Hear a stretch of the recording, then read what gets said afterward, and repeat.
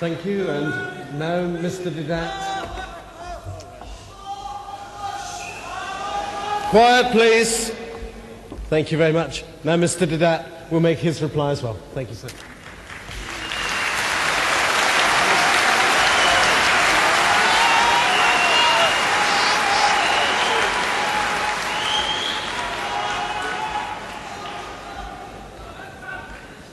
Beginning with John, chapter 15, verse 30, as quoted by my brother Shorosh,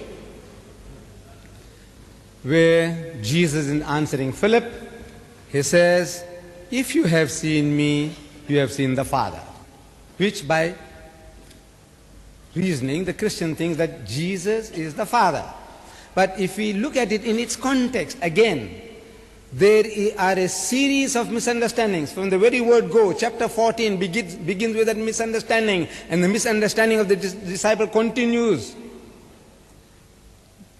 Chapter 14, it says, Jesus is telling his disciples, "And whither I go, ye know, and the way ye know." You know where I'm going, and you know how to get there.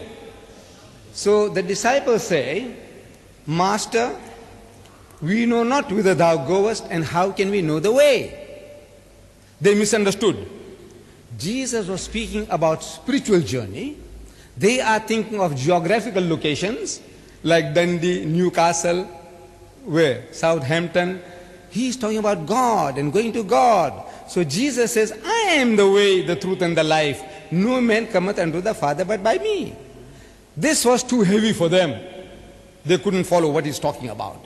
So he says, "Lord, show us the Father, and it sufficeth us." It will be enough. Just show us God. We want to see God with our bodily eyes, and that will be our satisfaction enough.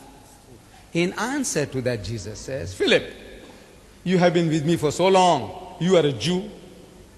As a Jew, you ought to know better than that no man can see God and live. God is not seen at any time. And you, being with me for 3 years, you still haven't understood my mission. You want to see God with your physical eyes when you can't even look at the sun. If you have seen me, you have seen the Father." Meaning, if you understood me, you would understand what God is. And this is the language he's speaking ever